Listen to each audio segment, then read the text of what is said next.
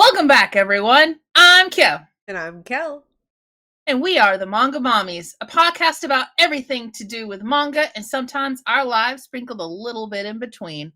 So, as always, would you kindly get a drink, take a seat, and let's chat? Woo! Woo! So excited! So excited. Today is a nice, easy one. Not a lot on the brain. Well, not a lot on my brain. The half a hamster that is currently controlling my sick brain appreciates the nice week of just.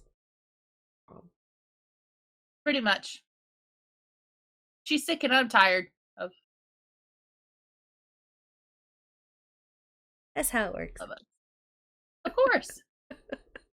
But today, we'll be going over the topic of manga collecting. How to properly care for your manga collection.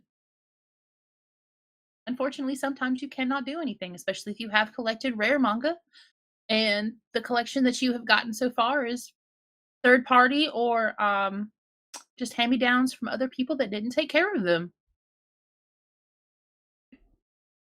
So you try your best. I have a few examples today. The only way to keep your manga absolutely pristine is to have a digital copy. Mm-hmm. Age can't do much beyond degenerate your device. Unless the battery goes dead or we lose internet access because the world gets controlled over by robots and everything gets... And moving on!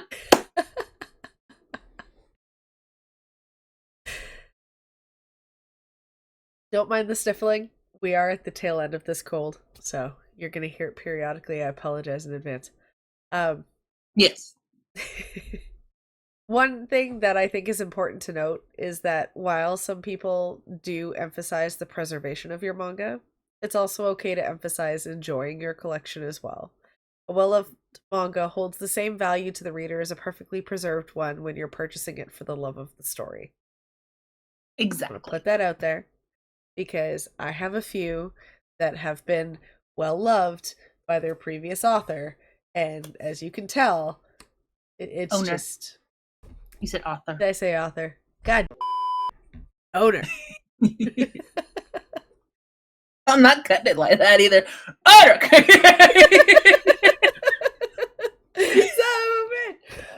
It's fine. Everything is fine. This is 100% off the cuff at this point. But yeah, so we wanted to talk to you guys about how you can preserve and elongate the lifespan of your manga collection. Yep. And it's true. I got... Put that down. I've got plenty of examples for everyone today. Yay, examples. I love examples. I love examples so much when it comes to how to properly take care. But the fundamentals, why don't you go over that real quick for us? Sure. So the general rule of thumb when taking care of your manga collection is to keep it in a dry place out of the sun. So you want to store it on bookshelves that are metal or sealed wood, ideally. Unsealed wood tends to release damaging acidic vapors, and that can actually accelerate the decomposition of your books. If you are wanting to keep your collection pristine, you don't do what I do. You touch your manga with clean hands. So wash your hands beforehand. It gets the oils and the germs off and sort of helps keep the pages a little bit in better shape. You want to use a bookmark instead of creasing your pages. I am an English reader who will crease her girl's pages. I do not crease my manga. Another thing, I use bookmarks. Don't break your spines. This is a really old manga. Surprisingly, the spine is intact. You do not want to open it to the point of busting that spine. It is not good for the book. It is going to make your pages fall out. Yeah. Very quickly in some cases. You want to potentially use something like plastic covers on your manga to try to help with preserving covers and things like that. Like Kyo has. Beautiful, you may not be able to see it. And I hear it a lot. There's a lot of stuff when it comes to that. A lot of times you get I've noticed it mostly on TikTok because I do stalk a lot of TikTok accounts when it comes to mangas because I like to see them because they're all pretty. No matter the manga, big or small, here at Manga Mommies, we love to see them all. I get told I'm poetic, so.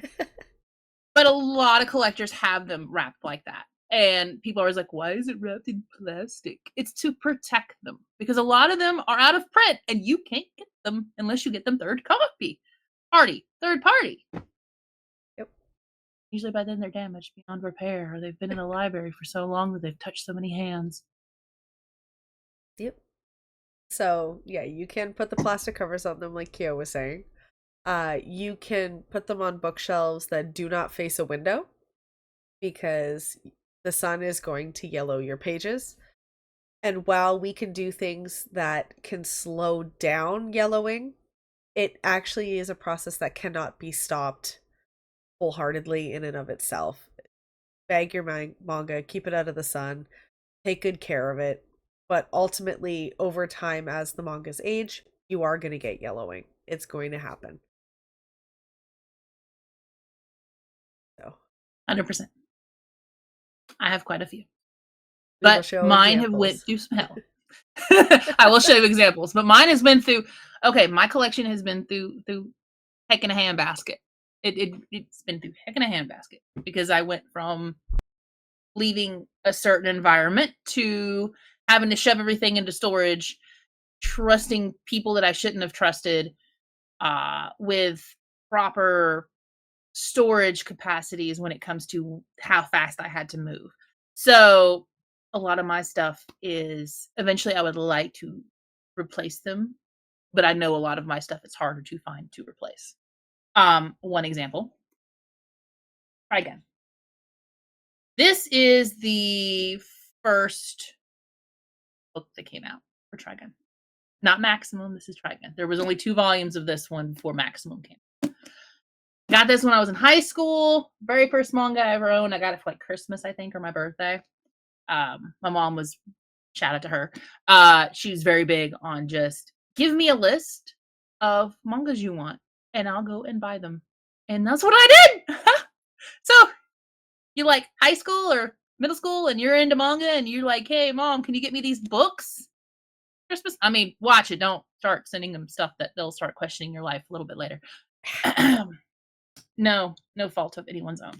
But this has clearly the yellowing. Like, there's a comparison. Completely yellowing. Again, this is an old one. I let someone borrow this in high school, thinking that they were going to take care of it. Bent it the cover in half by throwing it in their book bag. So there is a crease down Vash's face permanently. There's a few other damages to the spine that took place that I can't do anything with. Like I said, it's hard to replace some of them. So I'm unfortunately until I can find it in a better condition, I'm stuck with it like that. But it was my first manga, so it trust me, they got a big earful when I got it back and it was damaged like this. And it's pretty much been like this ever since. Again. I also heard that the new anime is really good. The remake. So check that out. Let's keep them in business. Plastic wrap. Another example is the manga that would come out as comic books. So the ones that would come out as comic books. This is just comic book cover for the comic book. This is a version of a manga that they came out with as a comic. Plastic. That's a big one. I wish all of mine did, but plastic can still somewhat cost a good penny to get. So, like these came like get backers is very rare to find. Because it's not complete, but it had come in these plastic wrappings, so I just left them in there. Then you have yellowing and slight damage of this one, and this one's a rare one too. Card captors. This is first print. I got it at a con. It's even came with its little special bookmarks. Trying to That's zoom it cute. out a little bit. Yeah, each one had their own bookmark variations of the cards. Um, got its own little spine cover. These you can't find either. They're extremely expensive, especially this one. These being first print. And this one, chocolate, is South Korean manga. It is very good. Problem being is it didn't get enough popularity to be circulated enough. Like it gets confused with another one called Chocolate with an E. So this one's actually hard to even read online because it gets mixed up with like I think 2 or 3 other ones that have like pretty much the same name. This is book 8, which is the last book in the entire series. It's compressed of like 3 books in one. It came out like this. This is actually a library copy. See how pretty much it looks pretty good. This right here from library damage, where it's come apart from the plastic. And then unfortunately with a lot of library books, you get the stainings and then you get the permanent stickers that you can't get off. You can't do nothing with. So, and it's a lot better shape than a lot of other ones have come in libraries like this. But again, I got this at a third party from a library that discontinued it. And you can't find these anywhere without spending about $100 on this one alone. I got this one at regular shelf price, which was $25 at the time for it being thick. I got the whole collection because I finally got the last one. I was so happy when I was able to get this one. You don't understand. It was so good. But like those are some of my examples. I mean, I have the same thing with some of my collection too. Like I have the yellowing and the damage for sure. Like I was saying with Vampire Doll. This is one of those series that I picked up secondhand from someone who was storing these in her attic and she's decided to declutter, so I got it for a really good price. And it really doesn't look that yellowed until you put it against, say, something like our manga of the month. And you can see, like, this is a new omnibus. I bought this one. This was printed probably within the last year. This one obviously is the older manga. You can see the color difference. They're stored the exact same way for me, but I understand what happens to secondhand books. So ideally with everything, you want to try to keep your manga in a slightly cooler temperature, somewhere between 68 and like 74 degrees, and avoiding drastic temperature fluctuations if you can. You also want to find a good balance in humidity, so about 40 to 50% humidity.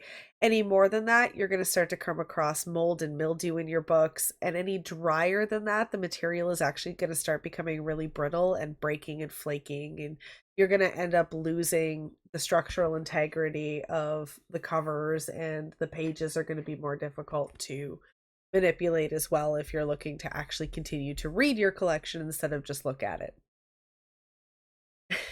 You are also going to want to store your books upright. You're not going to want to store them this way.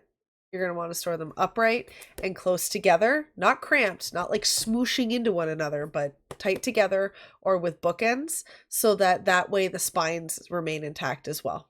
Kyo's background is a perfect example of how you're supposed to store your manga collection, not on a shelf sideways like this.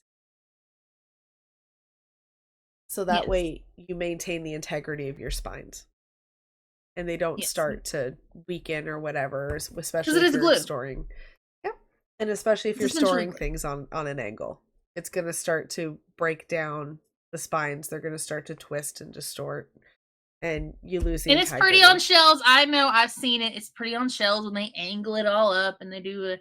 And a lot of times they pull it down and they set it up for a bit and it kind of resets the glue and everything else.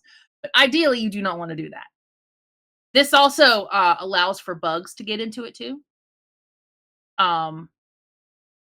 Book lice is a thing. It happens. You also don't want to have your books completely against the flat surface of the backing of your shelves. As you can see, I have one shelf that actually has a backing, and I have another shelf that does not have a backing. This shelf eventually is going to go in. You're going to see the other shelf that I have otherwhere in the process of that. But you want them to be pulled up against the wall. That way they have a way to breathe. They're not compact. No moisture collecting. No buggies. You don't want buggies in the manga. You don't want buggies. They eat the manga. And they are a thing. Laying them sideways can eventually, especially if they are two different sizes, can eventually leave enough space to where they can get their little fingers in there. Little finger. And again, mine has been all of this manga has been in storage for like 7 years. It was not temperature controlled, but it was out of the sun. You know, it had the way it was packed was a little bit tighter than it probably should have, but it kept it safe for the most part. I lucked out. A lot of people, it won't work out that way. So, I mean, do the decorations the way you want to, but make sure you at least somewhat give them tightness to keep everything together so you don't start, losing that at some point. And like I said at the beginning, this is not the gospel of how to keep your manga. And if you do anything different than this, it's wrong. This is just sort of the optimal style and standard of care. And this is based on things like libraries and everything else that maintain their collections in the same way. So it's not something that you have to stringently follow. You're not doing something wrong by not doing that. I don't have a dehumidifier. My house is whatever humidity it's going to be that day. It is relatively temperature controlled. I keep my temperature a little bit warmer than a recommended temperature just because I don't like the cold and I have control over my heat. So that's what I do. But at the same point, I also, acknowledge that what I'm doing may not be the best longevity wise for some of my older manga. That's okay. That's a risk I am willing to take. And that is something that I'm okay with because I do pull these down. I do sit there and I do read them and I do acknowledge that the more I handle them, the more that I manipulate them, the more damage I'm going to do to them overall. But I'm okay with loving my books because nothing Yeah. that I have is extremely valuable or out of print or is too difficult to get my hands on to replace if I absolutely had to. Yeah. I mean, I could find a will and a way. I Yeah. just don't choose to right now because I don't have the endless funds to do that. Or else a lot of these, like my Trigun, would have gotten replaced with probably a wrapped copy, and then this one would just be for anyone who wanted to read it if they came over. So, and I've seen people do that, which is great to do if you can afford buying 2 of every copy and like having one like stay prestige for whatever reason. That's fine, but you have to understand that not every manga is going to be perfect on a shelf, and that's okay. It is okay. We're not here to gatekeep and say it's got to be in the plastic or nothing else. Plastic is an option. And I've seen a lot of people go, "What do you mean there's plastic on the manga?" Like they judge it for some reason. But some of these you can't find on the shelves anymore. There's a reason why it's not. And like I'm really glad this is getting another adaptation. I'm really glad it did. But a lot of other mangas did not get that chance. A lot of them didn't. It was a one and done. Get backers, one and done. I would love to finish collecting them, but I'm not gonna spend a ton of money for each one. I can't. Never actually get like super fucking rich. Ooh, I'll have an entire house separately just of manga. Y'all want to come over? Hell no! At that point, I would probably have a coffee shop of manga for people to come. That would be an ultimate dream of mine, but that's just not gonna happen. But like I said, you get them where you can. I always suggest third parties. Um, It's just a very big gamble to do it, especially thrift books. You usually can get like I said, I got this one for 25 when it's 95 now just for a copy, not even a good copy. So, and I lucked out for it being library, because library is a big give or take, because you're talking about thousands of hands that's probably touched it. So if you have the money, even if it's a little damaged, like my Trigun or a few of my other ones, just go ahead and get it. Let it be a place marker in your manga shelf until you can afford the prettier copy. Or if you're just collecting for the love of reading, then Yeah, it works. yeah, Got your hands on a great piece of art. yeah, Because essentially that is what all of these are. Every single one of these. It's a yeah. piece of art, it's a piece from an artist, and you can choose to display that however you want. You can choose to use the art however you want. So there's that as well. And like I said, we're here to appreciate what, it's there. It's there to appreciate. We want fans to be able to come on here and be like, "Oh my gosh, that's a pretty manga," or, "Oh my gosh, someone sent her $10 and let her get the better copy of that. My god." No, I'm not, I'm not that bad. Would have gotten my collection would be a lot longer, a lot bigger if I was able to collect for those, I think, 7 or 8 years that I had no access to my stuff. So, and it turned out it looks pretty good. I mean, some of it close up, it's pretty rough, but it's here. She's got a tiny collection, but it's cute. It is. It's bits and pieces of manga here and there that I managed to get together, and Yeah. I got I mean, a lot of people are always on the comments like, "You must be rich." And I'm like, "No, it's from years of collecting. It's from being, having those parents and those cousins and those siblings and family and friends that know what you like and, getting you that gift card for your birthday or buying you that manga because they were told to get it through a list, the Christmas list, that kind of stuff." Um, it's just years of collecting. You just start at day 1 and then you just keep going. You do what you can. And you have a collection like mine, you have a collection like some others on there that are like 4 or 5 rooms long, and I cry because I wish I was there. It's beautiful. Even the little shelves I've seen where they're like, "This is my collection." It's like 2 or 3 little mangas, and I'm like, "It's so beautiful." And they're like, "Really?" And I'm like, "Yeah." I mean, you're helping an artist. You're helping keeping stuff alive. I mean, that's just the thing these days. And I mean, that's the thing is, you look at it, even with Bean, when he got into it and he started collecting things, and we would go to like the local bookshop and we would go browse the manga section. And my rule for him was he can get one manga a month. Whatever Mhm. manga it is, he's allowed one a month. And then for Christmas, he ended up getting the first 5 for another series that I thought he would really enjoy. So like there are points where, he's starting to collect, and realistically, I think he owns more manga than I do at this point. Yeah. It's sort of a shared collection, but like on his own, he's got, I think, 6 Comey Can't Communicates. He's got like the first 6 or 7 books to Spy X Family. He has the first 5 books to another one. He's got a couple little one-offs here and there that seemed interesting that were picked up. And that's how he starts, and he rereads them, and he is very aggressive by some people's standards with how he handles his manga, and they're his manga. That is how he Yeah. wants to do it. And I've told him before, like, hey, be more gentle with it. Eventually, it's going to come down to being a pain. And if you want to read these or collect these or keep these for later in life, you're going to have bludgeoned them into the ground before you can get there.